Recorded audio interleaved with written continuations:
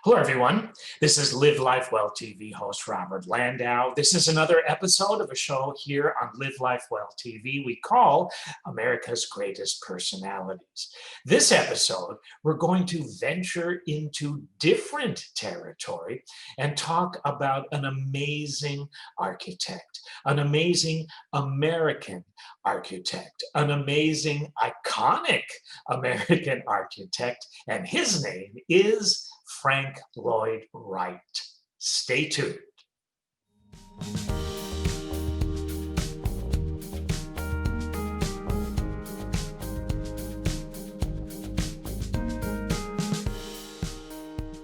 So I've got a question for you to kick things off. When you hear the name Frank Lloyd Wright, what things come to mind?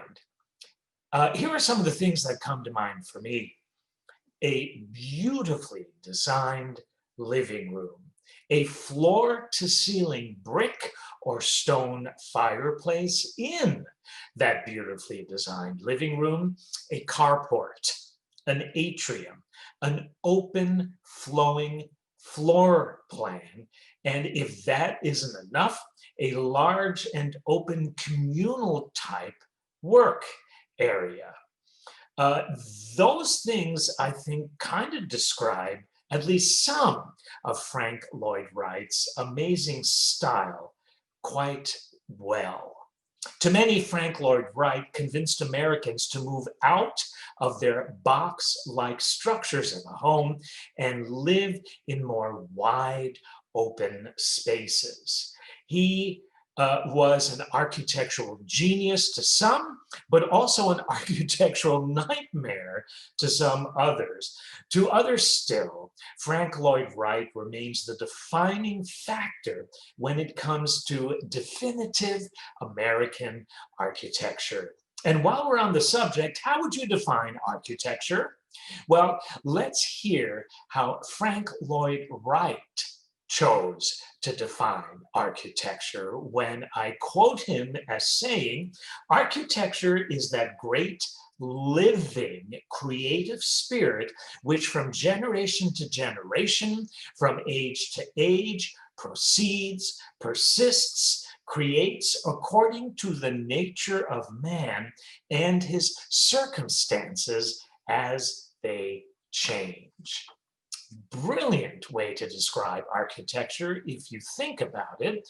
His specific definition of architecture translated itself into single-family homes for the wealthy and not so wealthy. It also translated itself into houses of worship, skyscrapers, resorts, museums, government offices, gas stations, and if those aren't enough, how about bridges to add to the mix? And he wasn't only an architect as we know it or as defined in the dictionary. The great Frank Lloyd Wright was also an architectural theoretician as well as an academic, which means that he wrote a number of amazing books on architecture, and he also founded and ran a very successful school of architecture. He was also an artist. Of the many beautiful drawings that he created of his buildings, the LA Times once said he was, quote, "a productive artist whose imagination continued to outpace even his long lifetime of work." So if you ask me, I think he was very ahead of his time. Frank Lloyd Wright was also a brilliant interior designer, furniture maker, and builder as well. Some of the brilliant pieces of architecture he left behind all attest to all of that and more. But he was even more than this. Frank Lloyd Wright personally was a very vibrant, eclectic, honest, egotistical guy who, as you will see, always chose to make very specific life choices. To get a better idea of the character of the man, because what we're doing here is painting a character portrait of him, I'd like to share with you some of the many things that he was famous for saying. I love them all. See if you don't agree. Frank Lloyd Wright once said, "I believe in God, only I spell it Nature, nature." He also said, "Freedom is from within." He also said, "The longer I live, the more beautiful life becomes." Frank Lloyd Wright also said, "A doctor can bury his mistakes, but an architect can only advise his clients to plant vines." I love that. I love this next one too, when he once said, "Television is bubble gum for the mind." Boy, is that true. He also said, finally, "I think Marilyn Monroe's architecture happens to be extremely good architecture." Frank Lloyd Wright was born in Richland Center, Wisconsin on June 8th, 1867. When Wright was only 12 years of age, his family moved to Madison, Wisconsin, and it was during this period of his life that he knew what he wanted to be for the rest of his life. In fact, that urge was so strong that he chose not to finish high school. So in 1885, Wright left Madison High School to fulfill his life's dreams, and that is to study the fine art of architecture. He once said, "The mother art is architecture. Without an architecture of our own, we have no soul of our own civilization." Frank Lloyd Wright knew deep in his soul that he was going to be what many now refer to him as America's architect. He felt that at a very early age. And if you can feel it often, then there's a good chance that you will become what it is that you have been feeling for so long. First, Wright ended up working for a guy by the name of Alan Conover, the dean of the University of Wisconsin's engineering department. But Wright also studied civil engineering, and then he decided to move to Chicago in 1887. But it's how he got there that was rather interesting. 2 years prior, Wright's father literally one day walked out of his family's lives, never ever to return again, never to come back. So Frank had no problem pawning off his father's old books so Frank could buy a train ticket to Chicago. That's how he got there. Shortly thereafter, Wright completed the plans for his very first building, a family chapel called the Unity Chapel. Then Wright met up with one of America's foremost architects at that time, a guy by the name of Louis Sullivan. Sullivan believed that American architecture should not follow the form and line of European architecture. Frank Lloyd Wright echoed Sullivan's belief. America needed its own style of architecture. Let the Europeans imitate us, after all, and let's not have it the other way around, is what Frank must have been thinking.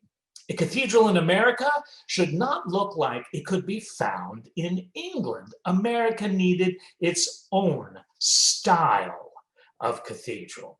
And Frank Lloyd Wright felt that he was the one who was up for the challenge. This was to be the calling for his rest of his existence, and this was his very reason for being. It was while Wright was working for Sullivan that he fell in love and married a lady by the name of Catherine Tobin. They moved to Oak Park, Illinois. They built a home, settled down, and watched their home fill up with no less than 6 children. In 1893, Wright opened up his own architectural firm, which he eventually ran out of his home in Oak Park. I could only imagine How good he must have felt doing so. I mean, when you can open up your own architectural firm, you kind of know that you made it, or were at least in the process of. Already at this point in time, people began to take note of Wright's unique architectural style, which featured long horizontal planes, natural materials, low roof lines, floor to ceiling windows, and no painted surfaces. Wright stayed in Oak Park for no less than 18 years. Wright left not only Oak Park, not only the USA, not only his wife, but also left his 6 children to live in Germany with a lady by the name of Mama Cheney. Cheney happened to be the wife of a neighbor and client. So 2 years later, they returned to the States and settled in Spring Green, Wisconsin. Why Spring Green? Wright's mother had left him some ancestral land. This was also the place where Wright had spent many years as a young boy. It was in Spring Green that Wright built one of his most magnificent creations to date, and Wright lived there until 1914. The creation that he built is called Taliesin, and I'll spell that for you just in case I'm not pronouncing it correctly, which can happen from time to time. That great work of art that he built is spelled Taliesin. That year, unfortunately, was Wright's darkest ever. Just listen to why. Wright had recently hired a chef by the name of Julian Carleton. Wright should have done a thorough background on this chef that he hired, and if he had, he would have found that Carleton was mentally unstable, and allegedly, that's kind of putting it mildly. On August 14th, 1914, Julian Carleton locked all the doors but one of the house and then set the house on fire. Waiting by the open door, he murdered Mama, her 2 children, and 2 others. After a period of what you can imagine would have been deep mourning, deep soul searching, Wright rebounded and decided to rebuild the work of art that had been burned, that building. At this point in Wright's amazing life, he was not only hailed as a national figure, but as an international figure of note as well. Wright spent years designing and overseeing the construction of the Imperial Hotel in Tokyo, Japan. In 1932, Wright turned his beloved Taliesin into an architectural fellowship. Now, aspiring young architectural students could learn from a true master. But they weren't only required to learn from him, they had to work for the privilege of being there, learning from him as well. 30 more than fortunate students found themselves working right next to the master, and work and learn from him they did. Wright also charged a tuition of $1,100 and also had a waiting list of no less than 27 students just as eager to work with him as the ones that already were. It was also during this time that Wright was able to obtain an official divorce from his first wife and married another lady by the name of Oliviana Milanov. Wright and Oliviana, who was 30 years younger than Wright, lived at Taliesin for close to 5 years and raised a child there as well. They decided to move to warmer climes and selected Phoenix, Arizona, where Wright would spend the final 20 years of his life. In Phoenix, he built an incredible, livable work of art and called it Taliesin West.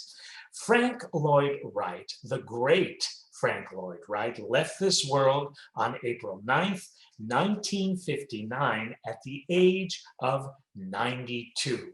By 92 years of age, during his incredible 70-year-long career, just listen to what Wright was able to accomplish. He created 1,141 designs for various buildings and homes, 532 of which were completed. Buildings of Frank Lloyd Wright exist in 36 of our 50 states. Notable Wright buildings are the famous Falling Water House, the Solomon R. Guggenheim Museum in New York City, which I have been to many times. Boy, not only does the Guggenheim Museum house works of art, but the Guggenheim Museum is a work of art in and of itself. Wright also introduced the word organic to his architectural style as early as 1908. A building designed by Wright had to be a product of its place and time. Frank Lloyd Wright once said that if he had another 15 years to work, he could rebuild this entire country. When asked if this was true, Wright said, "I did say it, and you know what? It is true. Having had now the experience of building so many buildings, it's quite easy for me to shake them out of my sleeve. It's amazing what I could do for this country." On being called an intellectual, Frank Lloyd Wright once said these words, "I don't like intellectuals. They are from the top down, not from the ground up. I've always thought of myself, of what I represented, as from the ground up." And finally, the great Frank Lloyd Wright once said, "Architecture is life, or at least it is life itself taking form, and therefore it is the truest record of life as it was lived in the world yesterday, as it is lived today, or ever will be lived." Frank Lloyd Wright not only created new and different, stunning spaces for us to live in, he was what I would call a true visionary. It's not that he saw so much with his eyes, but rather he was a visionary because he could see into our future and plan accordingly using his art as a tool. This is truly the stuff of a great artist, a great architect, a great master, an iconic legend. This was the stuff of a great American personality. With that said and done, I'd like to thank you for joining me on this episode of America's Greatest Personalities. This has been Robert Landau, Live Life Well TV host. We'll see you on another episode. Until then, God bless.